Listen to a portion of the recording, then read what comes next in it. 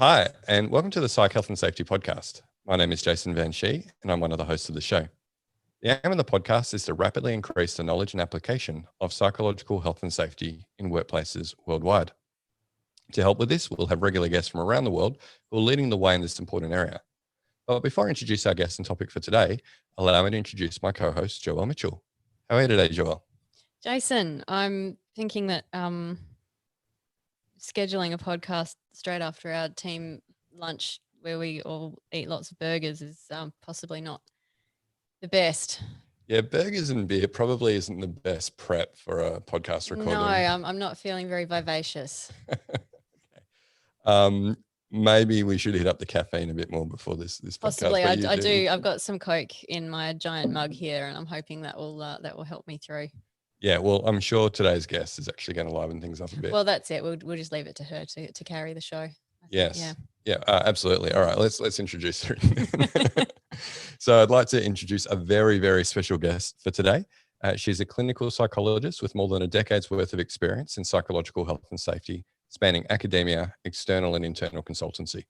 She's recently finished up her role as a psychological health and safety manager at a leading Australian university, where she was responsible for setting and executing psych health and safety strategy. She's the latest addition to our team at People Diagnostics and our first Melbourne-based employee. A very warm welcome to the podcast and to People Diagnostics, Alicia Papas. Thank you, Jason.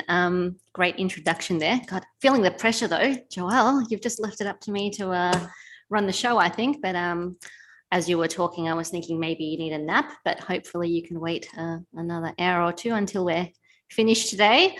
But yeah, it's really great to be on the podcast today, and I guess to introduce myself to the Psych Health and Safety population, your followers, and also FlourishDx users and potential users.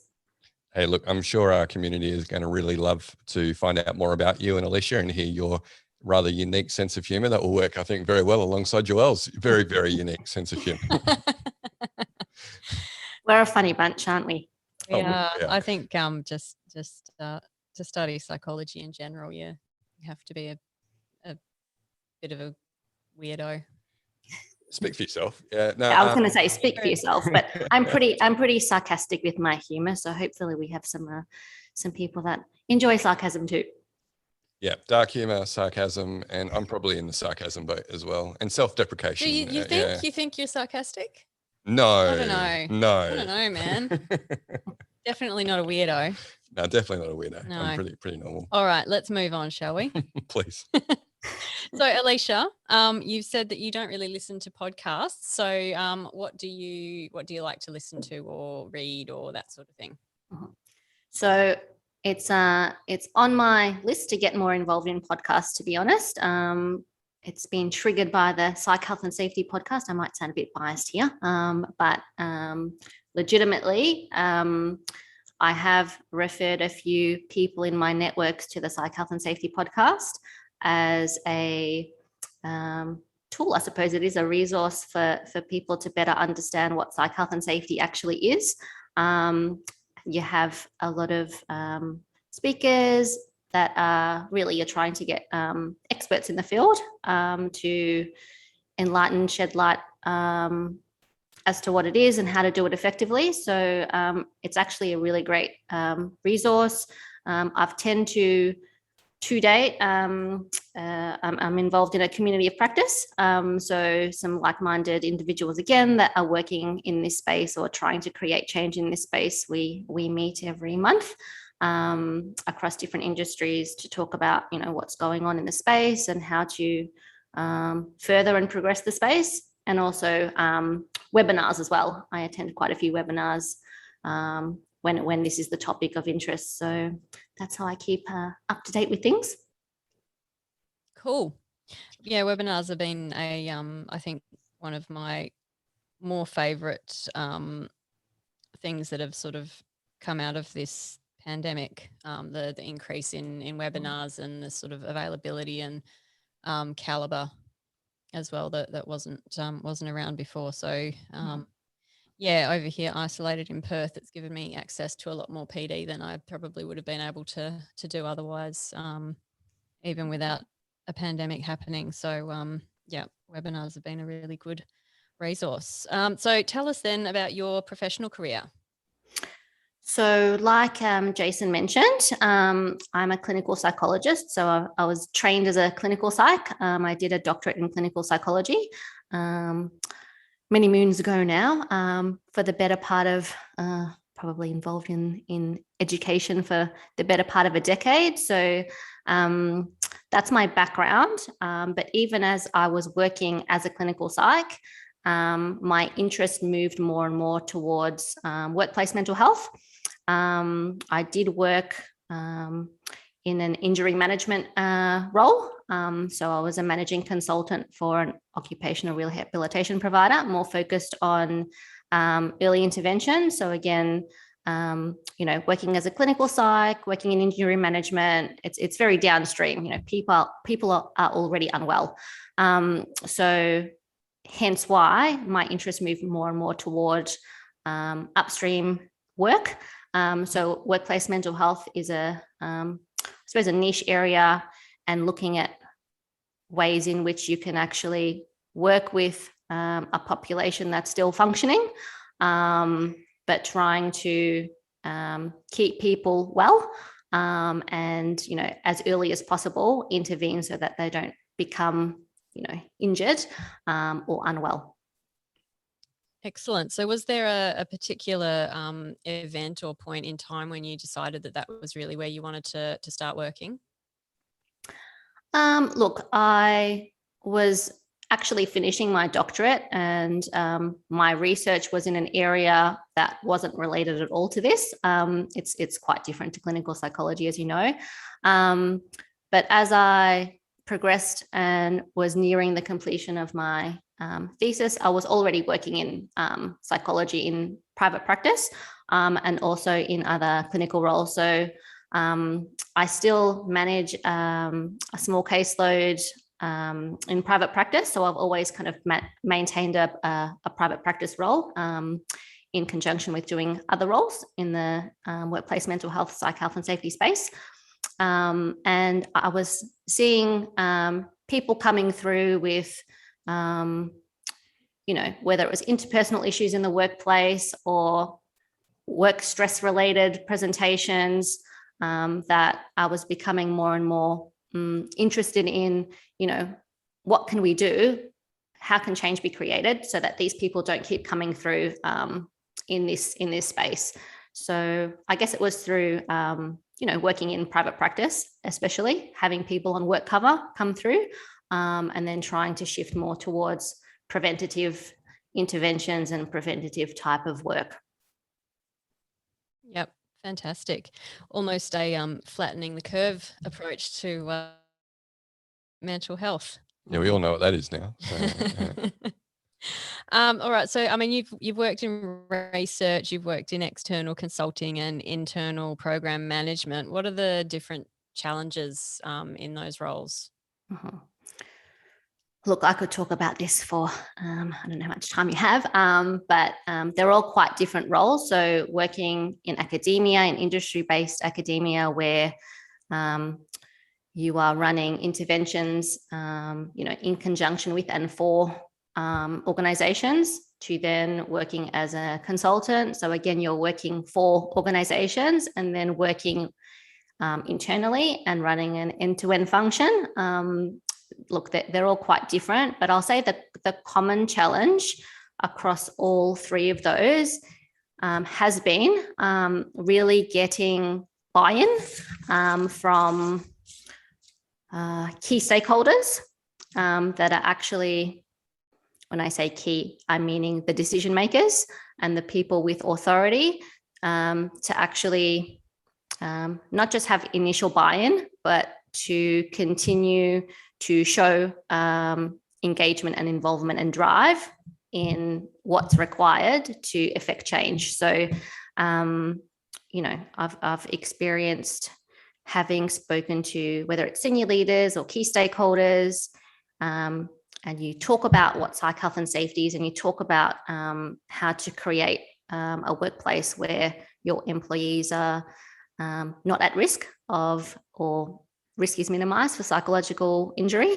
And it all sounds very good and everyone's really interested in, yes, we need to do this, but it's then, I think it becomes quite complicated in terms of how to achieve that, and the how-to is not necessarily that understood.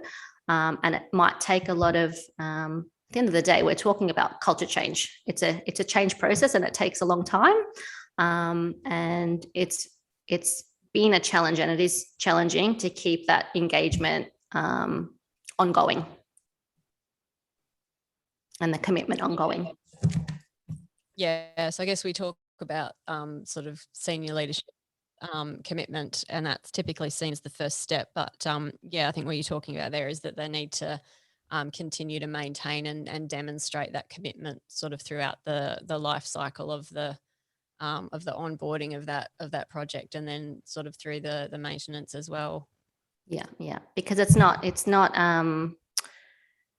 a one-off interventional process. It's it's a commitment to a function and understanding what the function is, but it's an ongoing process.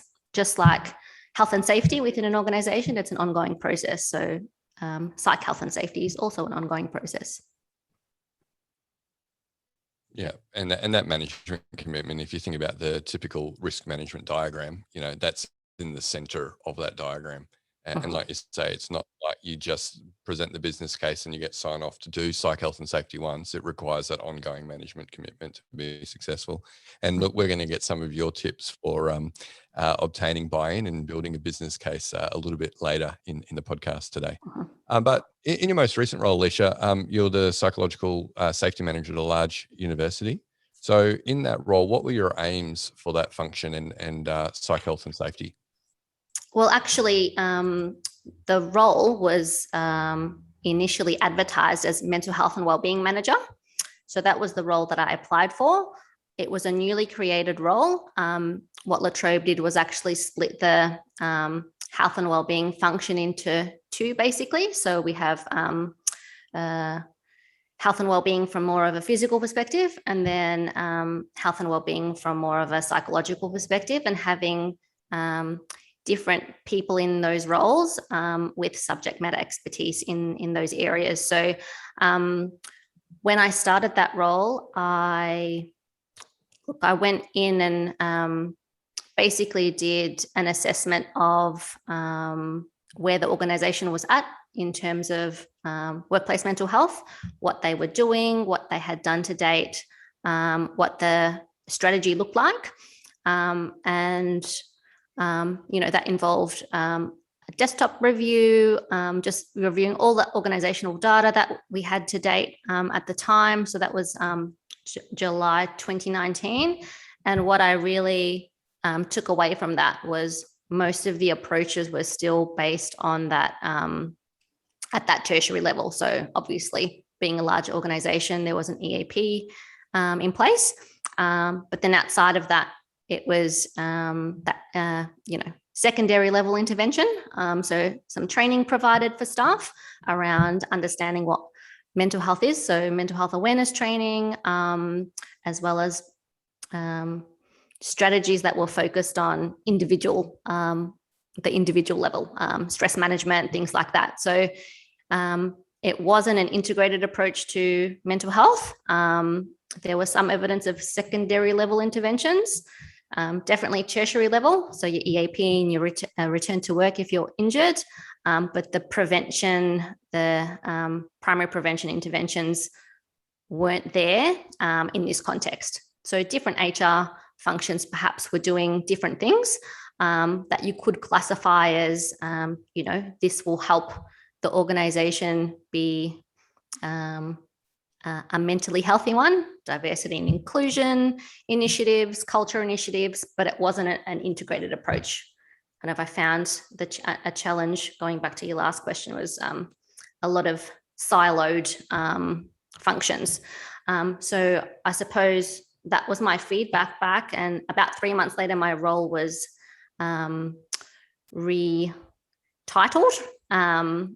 to really demonstrate that there needs to be that health and safety element, and what does that look like, and moving more towards how we can have integrated approaches, work with other HR functions and even other stakeholders more collaboratively to come up with strategic responses that were aligned to psych health and safety and what that means. Yeah. So, yeah, you're able to switch from more of that common perception of workplace mental health, which is more around wellbeing or EAP, and make it more of that integrated approach. And I know you've worked with Tony Lamontagne before, and so obviously he's the guy who came up with that kind of a model, but it's very similar, obviously, to the public health model, primary, secondary, tertiary prevention. So it was great that you're able to get the buy-in from the university to do that and shift the role in that manner.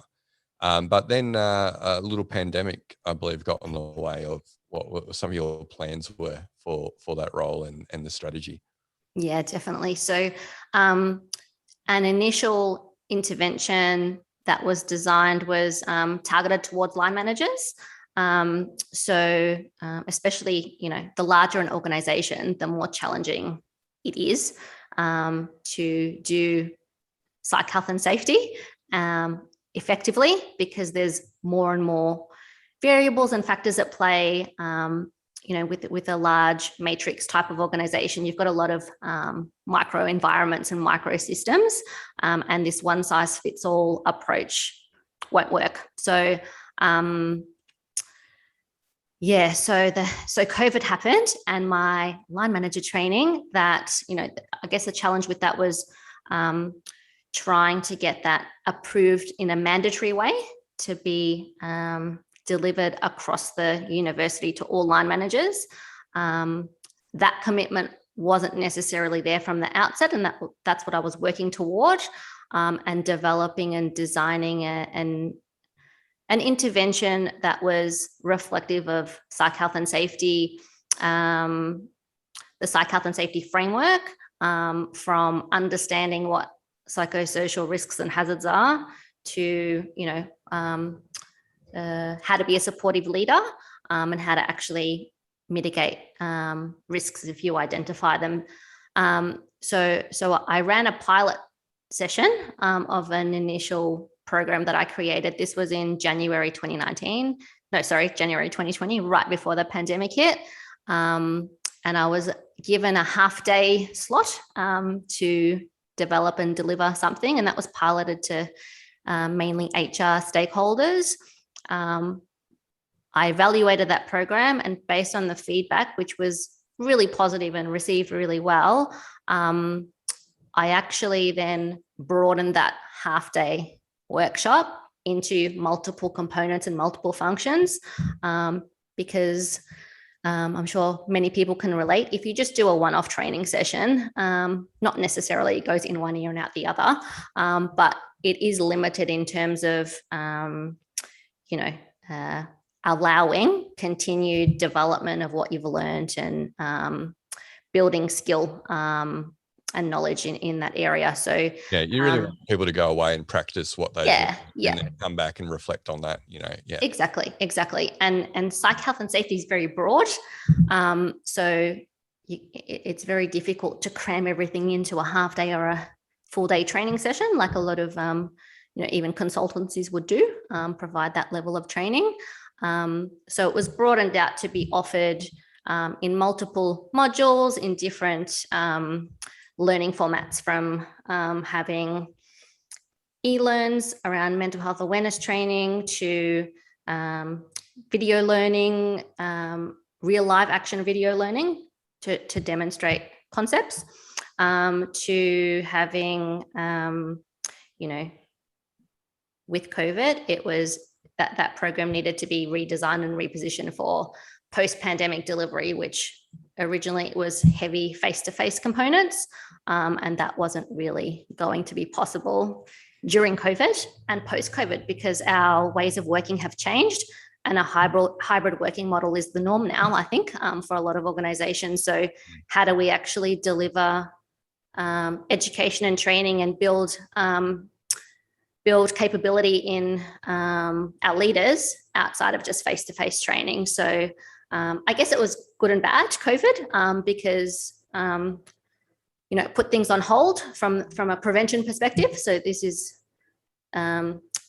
this type of a program is preventative based, but then it was good in terms of thinking about how to actually deliver these types of initiatives for a remote workforce, because some industries do have only remote workforces, and some have, even at La Trobe, we have a regional footprint. So in Victoria, our main campus is in a suburb of Melbourne, but we've got a lot of campuses, in the regions, 2-3 hours drive away, and face-to-face training isn't really feasible. So it actually made us stop and think, okay, well, how do we deliver this type of stuff, for hybrid working models as well? Yeah, I'm glad you've done a lot of that thinking for us already, Alicia, before starting in the role, because, a number of our clients obviously are large multinationals. They're across not just different campuses, but across different, countries. Yeah, So, definitely. really have to think about those kind of hybrid learning models as well to suit the hybrid working environment and the different locations that people are in and whatnot. Obviously, COVID had a big impact on the planned rollout of the line manager training. So were you able to still do something over the last year that kind of helped progress the university to taking more of a psych health and safety approach to workplace mental health?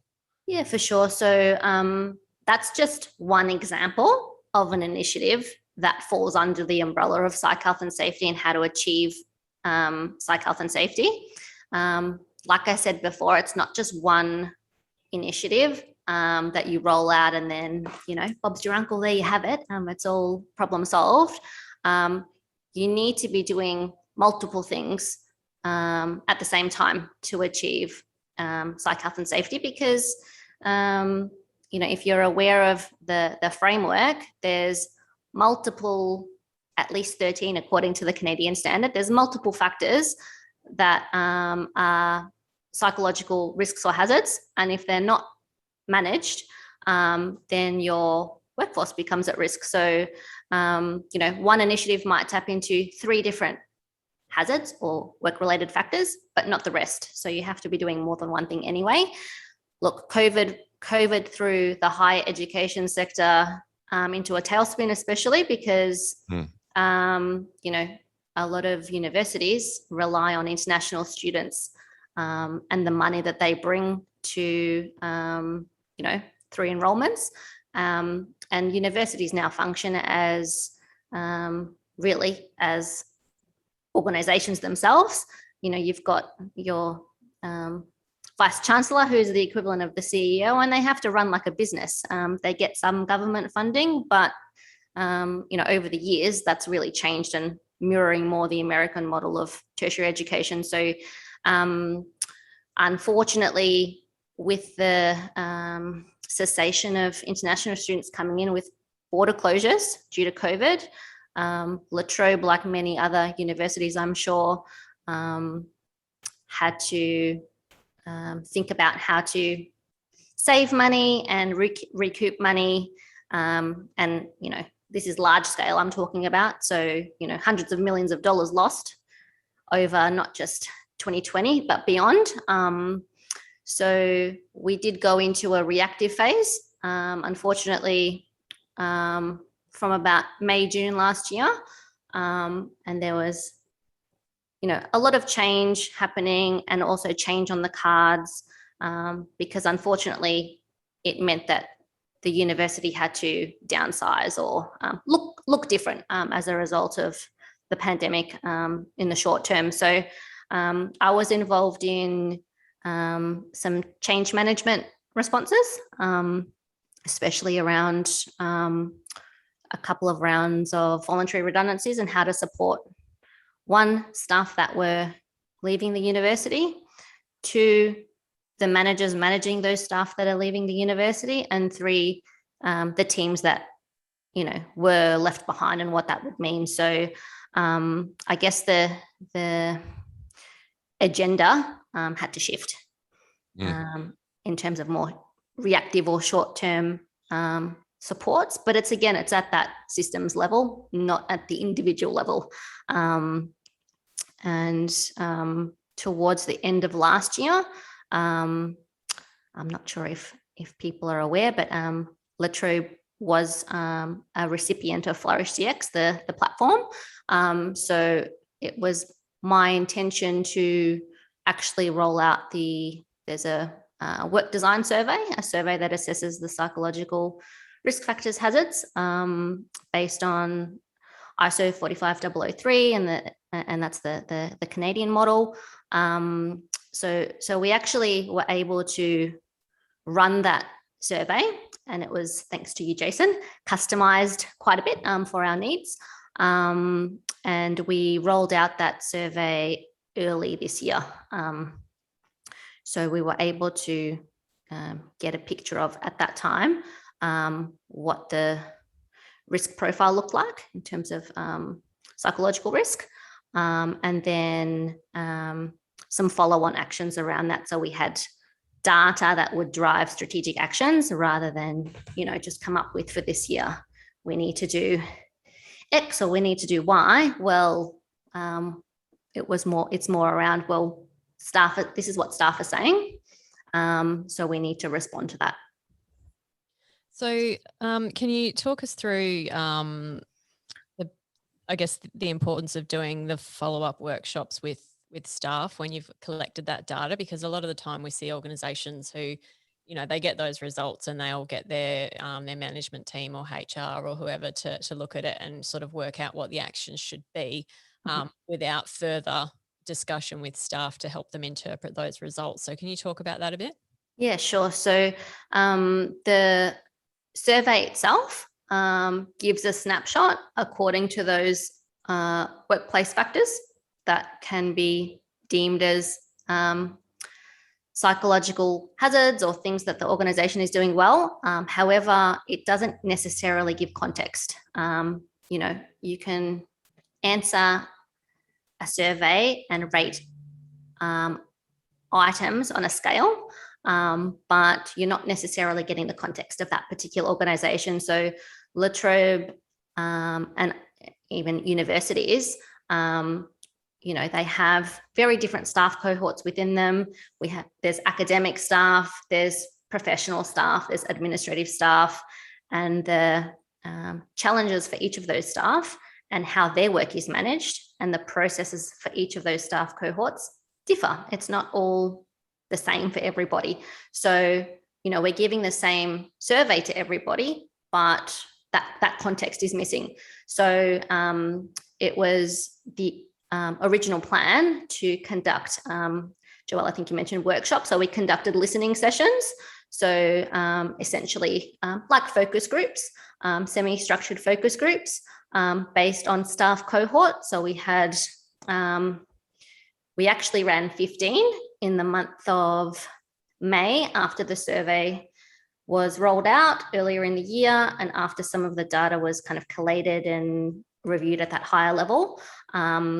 We ran those listening sessions by staff cohort and according to certain staff demographics. So for example, academic staff in Melbourne versus academic staff in the regions, professional staff, manager only at Melbourne, and then senior management, a separate group for them. So we could basically assess based on some general questions what was going on for each of those groups and what their perceptions were of the survey results at the high level.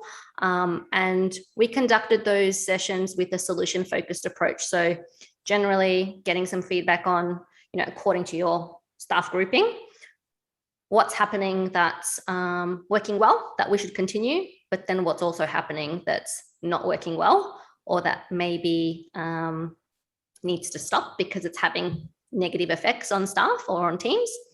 And then some more general ideas around how to foster or create a psychologically healthy and safe workplace. So more at that macro level. Fantastic. So without breaking any confidentiality or privacy requirements. Did you get any requests for resilience training or mindfulness apps out of those workshops? No, there wasn't anything at all. Anything at all mentioned at that individual level. So not that I wasn't expecting that. Given the nature of the survey, asked questions around work factors, not on individual level factors. So a lot of the themes that came out were really reflective of work design, how workloads are managed, the systems around workload. So for example, academic staff, their workloads are managed very differently to professional staff because there's actually a system that projects your workload there's some algorithms in there. So, a lot of the feedback has been, well, that's the system, but it doesn't necessarily reflect what happens on the ground. And the fact that staff generally work excessive hours, more often than not. So some issues were raised around, what's specific to staff groups in terms of, systems that need to be reviewed or communication that maybe isn't happening, that could be happening from top down, for example. Look, some areas or some divisions, departments will have more positive factors. We'll be voicing, this is happening really well in our area, whereas in other areas that's not happening, and that might be around how managers are managing from a people perspective. So it was good in terms of giving some information on at that team or organizational level what needs to maybe really be looked at and improved, and given the resources and the time for that to happen, and then what can we actually learn from maybe some areas that are doing things better than others. Yep, that's great. I like that sort of learning from other groups that are doing it well. Yep. Yeah, I like what you're saying there. It's that typical safety thing, right? Work is imagined versus work is done. And we think about that in terms of physical tasks in the workplace and the way that, we engineer systems of work. But often we don't think about that when it comes to workload. And when you've got these algorithms that are supposed to determine what the workload is going to be that don't actually measure up with the reality, the only way you can really find that out is actually walking and talking to people and actually seeing how it is actually done to understand the risk. Yeah. No, really interesting stuff. So we've known each other for a couple of years now, Alicia, and you clearly know your stuff when it comes to psych health and safety. So moving into a slightly different gear now, why did you choose to come work with Joelle and myself here at People Diagnostics? Because you bribed me, Jason. No, I'm joking. Well, there is some remuneration, so you're not far off. I don't think contingent reward classifies as a bribe. Okay. It doesn't, Joelle. Good point. So Jason and I actually met. If anyone's interested in the backstory, through a conference back in 2019. So the Workplace Mental Health Symposium, which that was its first year running, and now it's run every year. So I saw Jason present on FlourishDx at the time, and then I reached out to Jason thereafter to find out a bit more, to potentially use the tool, within my role, within my function at the organization I was working at the time, and really the tool itself and how it was spoken about and presented, it really highlighted to me, there's a real need for something like this in the market. I hadn't heard of any or seen any other tool that had this integrated approach to psychological health and safety. So what it isn't is a wellbeing tool or a wellbeing app. And that's not what I was looking for anyway, because there's probably a zillion now wellbeing apps that you can get through the App Store or whatever device you use. but I was really looking for something that would help me in my role, that we could use to, create psychological health and safety in the workplace. So, I needed something that provided training for everybody, had training for line managers, and this would be used as part of that line manager training that I was talking about, that was getting built out to be multiple component based and multimedia based, that had functions within it that serve the purpose of the organization and from a OH&S function as well. So look, the framework that's used or that's embodied within FlourishDx, and you and I, Jason, have spoken at length about psych health and safety, and I think your vision, and I know Joelle's kind of come on board earlier this year, and my vision for workplace mental health is the same. So we all speak the same language, and it's exciting to be working with and alongside people that have that same vision. Yeah, no, we are very, very glad to have another similarly minded person, but obviously with a slightly different worldview as well, coming from a clean psych perspective than an org psych. So we really think that you'll provide a bit of diversity to the team in thought, hopefully at least. So we've spoken a little bit, Alicia, obviously before you came on board, about what are some of the key projects that we'd love you to provide assistance on. What are some of those key projects that you're looking to sink your teeth into? So definitely through our earlier conversations, and what I've been talking about already is this building skill and competency in line managers to be able to understand what psych health and safety is, and how they can do it or manage it within the realm of their role. So there's obviously different levels. There's, organizational level overall, but then there's, you've got your senior leaders, you've got your middle management line managers, and then you've got the individual. So at each level, there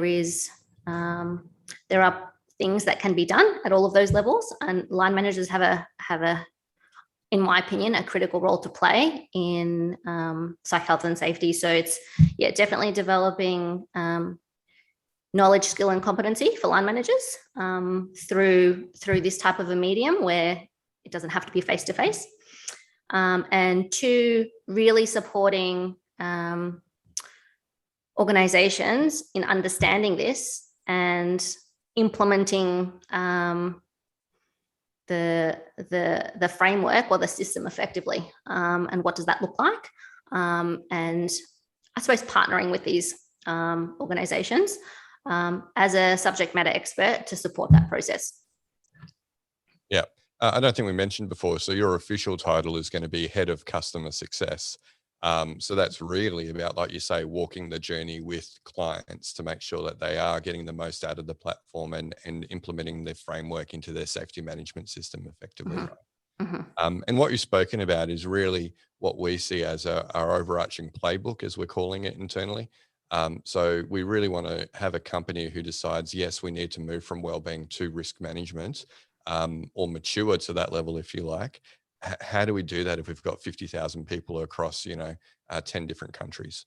Mm-hmm. And it's really our vision for FlourishDx to be able to guide a lot of that through everything that a company would need, from features built into the platform to these competency building training programs that obviously you're referring to as well. So yeah, we've got a lot of the tools, as you say, already built in, but there's plenty more that we can add over time. But definitely, along with myself and Joelle, really happy that you will also be starting to support some of our clients as they, take this view around workplace mental health and try and incorporate this psych health and safety framework. So that'll be good fun. It will be. So let's talk a bit more about the importance of line managers and their role for our listeners. What is the role for line managers in psych health and safety? Mm-hmm. So line managers, in part, they represent the employer's responsibility and duty of care in creating and maintaining a psychologically healthy and safe workplace. So your line managers are key in that. If line managers aren't aware of what psychological hazards are, and one psychological hazard is ineffective communication from manager to employee, lack of role clarity, that again comes from manager to employee. So there's already 2 psych hazards I've just mentioned that are stemming from the line manager. So it's really about line managers understanding how they themselves play a role in contributing to or protecting from harm for their staff. So there's plenty of things line managers can do to create positive outcomes for staff, including their mental health and well-being. So if line managers understand this, they understand what these psych hazards are, the role that they play in contributing to them, identifying them, and mitigating any risks, you'll see a massive shift in how healthy and safe your workplace is from a psych perspective. And what would you say are the competencies that are necessary for line managers to be able to do this? So it would definitely be, number one, understanding what the work-related factors are that are psychologically or that are psychological hazards. So if you don't know what they are, then it's very hard to be competent in achieving your role as a line manager in making sure you're creating a psychologically healthy and safe environment. So that's number one, that's key. It's a big education piece around psych health and safety, what it is and what are the hazards. 2 would be, how do you as a line manager, I think, identify within the scope of your role, how do you identify what they are day to day at the level of your team?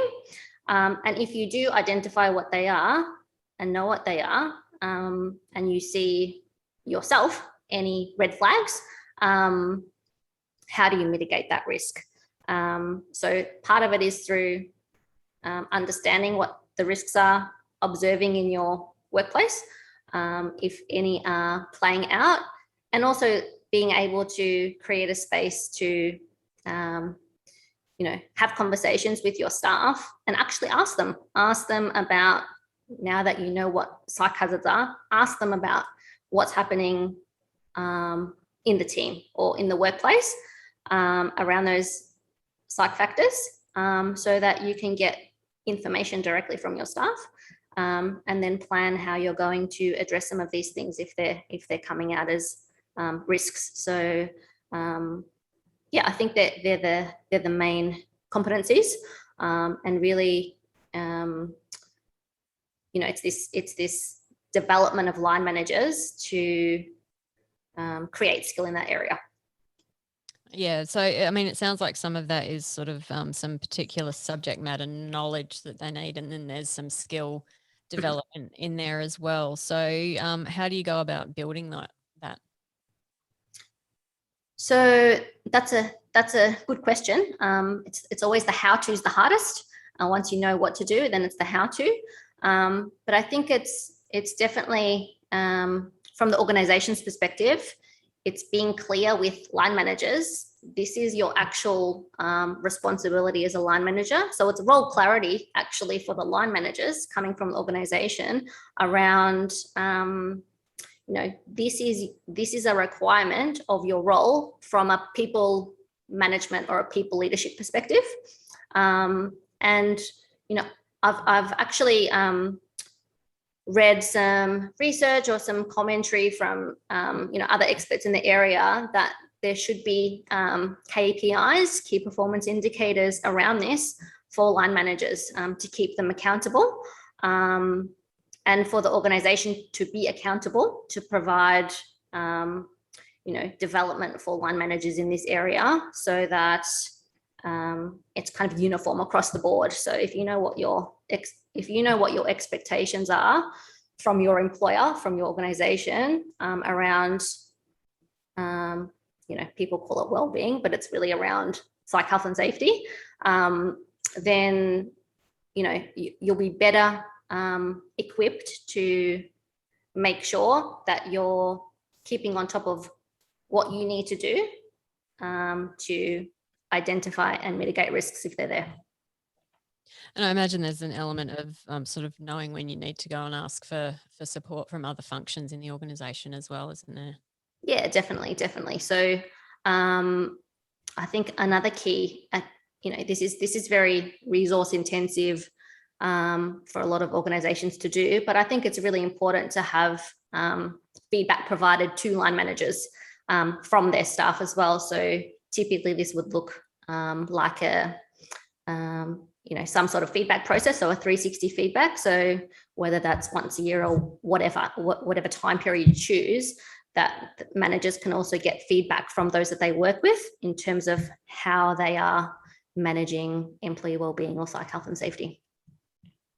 Yeah, absolutely. Because you're if you're a manager and you're getting feedback from your manager, that's not going to be reflective of necessarily your team's experience of what it's like to work for you. So yeah, it's definitely important to get that that view from the people who experience you every day. What are you saying, Joel? Nothing, Jason. I just happened to glance in your direction. All right. So Alicia, we're in the process of releasing a new e-learning program, which is going to be about sort of helping people build a business case to get senior leader buy-in for psych health and safety, sort of at that top management level. So you've had to do this yourself as a consultant, sort of internally and externally.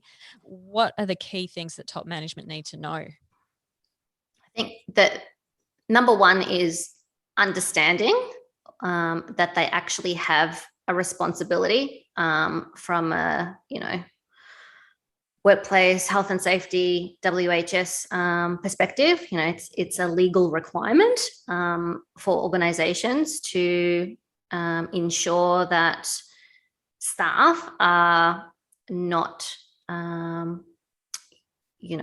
working in a workplace where they're put in harm's way from a psych perspective. So it's exactly the same as physical health and safety. Your employer has a responsibility to make sure that you're not at risk of a fatality or a serious injury, and it's the same thing for mental health. So it's more complex for mental health because there's so many different factors that I suppose these psych hazards, there's so many different factors, and there could be specific factors depending on the industry that you work in. So emergency services have different psych hazards and factors to financial services, because emergency service staff go out and they're subject to potential traumatic or critical incidents every day, whereas financial services staff are, they're office bound, desk bound primarily. But sure, they've got similar psych hazards that they need to that they're subject to, but then they've also got whatever context you work in, you need to be aware of those. So it's creating an understanding, whatever your industry is, these are your psych hazards.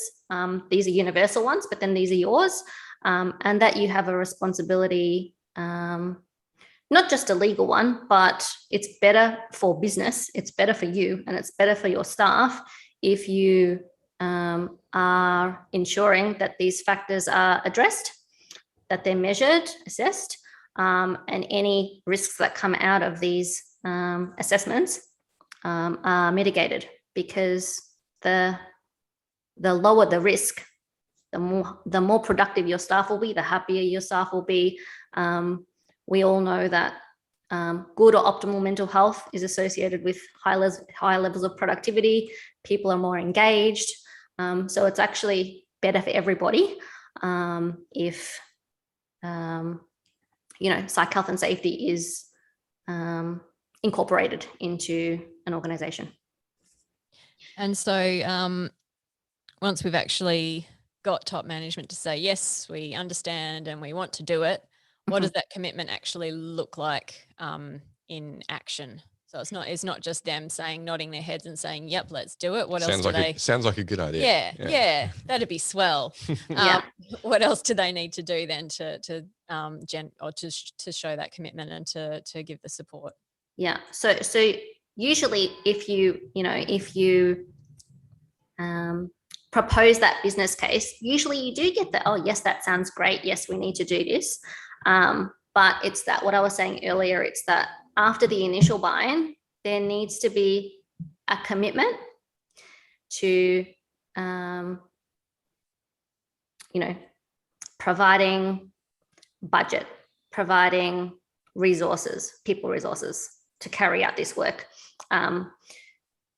providing time, e.g., you also need to be at that top level driving the change. So checking in to see how's it going, what's required, not just leaving the function or the area just to run itself, because it is an integrated approach. You need to work, it's very central to an organization. So you need to be working across other or in collaboration with other areas. There needs to be policies around this, and those authority, I don't want to call them authoritarians, but those people that hold authority and the decision makers, they need to keep showing that commitment and communicating to staff in various ways that there is a commitment and this is what it actually looks like.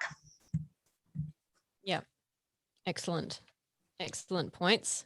Top leaders who are listening, pay attention.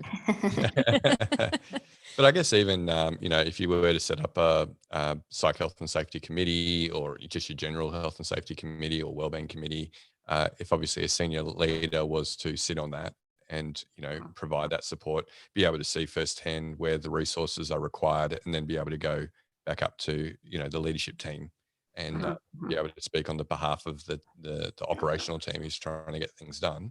For the function, as you say. Definitely. It's all well and good having a working group or a committee, and I was on one, but whoever the person is that is the conduit between that group and then the higher up or the highest up needs to be very engaged and have that buy-in to then keep driving it, because when you work in a very large organization, there's a lot of hierarchies. You need to be, I suppose, penetrating through them. And depending on where you sit, you've got to get to the top and or have the key stakeholders within those levels committed. Yeah. And again, we have to emphasize, right, this is about continuous improvement. We don't just set up a committee, go through a process once, and then we're the most mentally healthy organization ever. So you're going to need to continue to get that engagement from that top management, and hopefully whoever is that conduit, as you say, that connection between the working group and the top level leadership, then, hopefully they can remain engaged, or at least have one person there who's engaged for you in that regard. Yeah, definitely. Because, at the end of the day, and what we said about line managers and their importance, it is whether it's the health and safety team or another HR team or business partners, or however your organization is structured, the line managers need continuous partnering and advice in terms of how to ensure that their areas are psychologically healthy and safe. It's not just a one-off, like I said earlier, it's not just a one-off thing. You have to keep checking in, and ultimately you'll have data-driven actions through a survey or whatever it is, or having conversations with your area. You need input from staff to then, that's your assessment. on these factors, you need to come up with these data-driven strategic actions. You need to implement them. So you need to have an action plan. What does that look like? And then you need to keep reviewing it because, workplaces change. The factors within workplaces change, just like mental health is not, static, it's dynamic. So you have to keep that lens on it, that it is, like you say, continuous improvement, or it is a continuous process. Yeah. If only there was a technology platform that could help companies with this. So we'll have to. That'd be amazing. Yeah. Hey, one thing that I'm really excited to announce on this podcast, Alicia, is that you and I are going to be hosting a new element of the Psych Health and Safety podcast, which we're calling FlourishDx Live. Now, this isn't the first time you've heard about this. What are your thoughts? So, no, it's not the first time I've heard about it. It's very exciting. You know what you've gotten yourself into. I did hear about it very recently, though, so I'm just, I've had a little bit of time to process. I think I know what I've gotten myself into, but it's going to be. I'll let you talk about it a bit more, but it's going to be a platform that will provide users or potential users of FlourishDx with the space to learn more about the process and the functions of, the functions that it contains. And it's interactive, so it'll provide people with a chance to ask questions and we can answer them. But I'll let you speak a bit more about the overall purpose and how it will look. Yeah, no, I appreciate you saying yes when I asked you if you'd be willing to do this. I remember Joelle being a bit tentative when I said, "Hey, what do you think about doing a podcast with me?" But look at her; she's a pro now. I don't think that's quite how you worded it. Yeah, part of the role is you're going to be co-hosting. Yeah, I've signed the contract. I've submitted my notice at work, and then it's like, "Hey, we're going to do a podcast, and you're going to be my co-host." Yeah, but there was role clarity, right? I gave you a good heads up before you started. Yeah, except for the part where it was going to be on camera. Yeah. That was a shock for me, rocking up, and I was just glad that when I was getting myself dressed that morning and thinking, oh, it's just going to be audio. Do I need makeup? I'll put a little bit on. Like, yeah, only a man would think not to give you a warning that it's going to be recorded. I am learning slowly. But yeah, look, the FlourishDx Live, as the regular listeners of the podcast will know, we really don't talk about FlourishDx on the podcast. We really like to just share best practice from the best experts in the world on the podcast and distribute that information without giving a sell.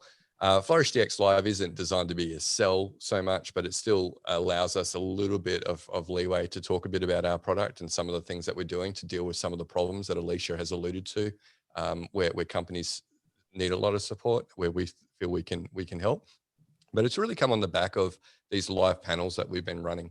We're really amazed back in May when we did our first live panel with Wade Needham moderating, to have over 1,000 people register for that.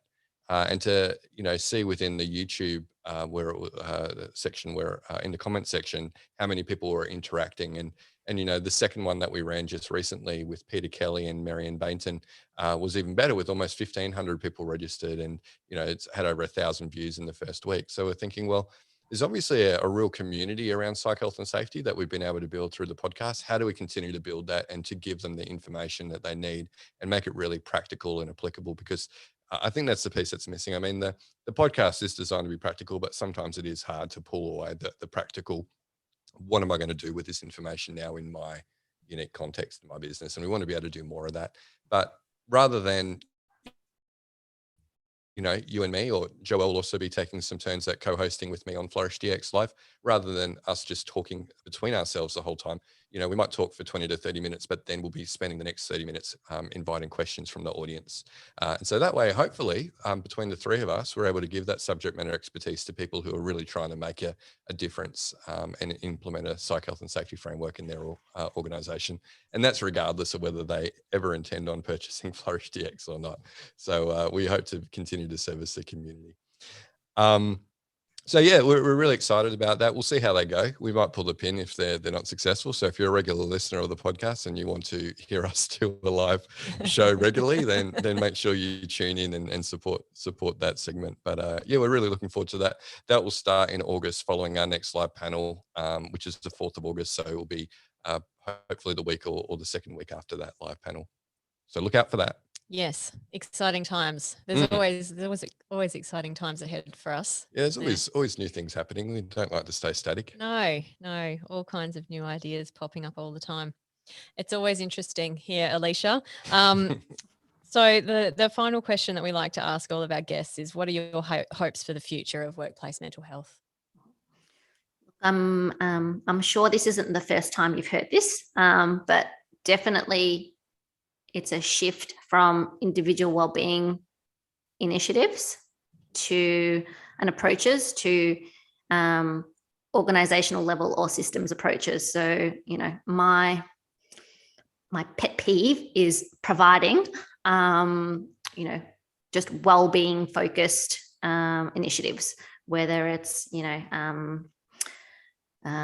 I said earlier, training, how to make yourself cope better or feel better, those types of things, or well-being apps, things that are directed towards you yourself to make yourself feel better or cope better. When it comes to workplace mental health, there are so many factors that can affect your mental health and well-being that you don't have control over from an individual perspective, but things can be addressed. These workplace factors and hazards, they can be addressed by the organization, and that will actually lead to positive mental health outcomes for staff, not necessarily, you go away and you do this for yourself. So that has its place, definitely, but it shouldn't be the focus. And it still, unfortunately, is a focus for many organizations. And I think that's the main one, but also that psych health and safety, the term becomes more widely understood in, what it means for an organization as a function. And it's really that risk management approach. And that's really required from a prevention perspective. Fantastic. Yeah, I think we've definitely reached saturation on those two themes. But we'll continue to bang the drum. We will continue to beat people over the head with it. Yeah. I think it's the main feat. And if people start to understand that, it's the next challenge is this how to. So hopefully, yes, like you said, Jason, the FlourishDx live podcast that will service potential users of FlourishDx, or just the general community, the working community. It's this how to, given the context of your organization. What I always get asked, what do we do? What do we do about this? It's just that how to is missing a lot of the time because it is such a complex area. Yeah, that's right. And that's really, our goal, obviously, to uncomplicate the complicated. Mm-hmm. And to just make it part of normal business, right? Like, how do you do that as quickly as possible for an organization who's made that decision they want to do it? So, yeah, no, Alicia, we are so pumped to have you on board. If anything, this podcast will demonstrate to our listeners that you know your stuff, and they'll be able to reach out to you for support and assistance, hopefully, as they start to learn more about psych health and safety. And hopefully they'll be tuning in live and listening to us and asking us questions that we can answer over the live version of the podcast. So yeah, really looking forward to that. Mm-hmm. So so thank you so much for turning up early, Alicia, to work to record this before you start. This will actually be released on the day that you start, which is the 20th of July. Don't worry, Jason, I'll be taking back a couple of hours. We practice flexible working arrangements. So I'm happy with that. No, you're very welcome to. But look, that brings us to the end of this episode. You'll be hearing lots more from Alicia, no doubt, over the coming weeks. And I'm hoping that you will get a lot of value out of that. But so that brings us to the end. So don't forget, we do video these sessions, and you can see that on the FlourishDx YouTube page if you'd prefer to see that rather than just listen to it as a podcast. If you prefer to watch just short clips from these podcasts, we also put little 2 to 4 minute nuggets of gold on the FlourishDx LinkedIn page. So please do check that out. Also, if you want to continue the conversation, Joelle, myself, and we're going to make Alicia do this too. She's going to be very active on LinkedIn. Very. So feel free to either Thanks, follow guys. us. Or Thanks for the heads up. yeah, sorry. That's the heads up, Alicia. So yeah, so please do reach out to us, follow us, and yeah, we're very happy to continue the conversation online on LinkedIn as well. So that brings us to the end. Thanks again, listeners, and we'll catch you next episode.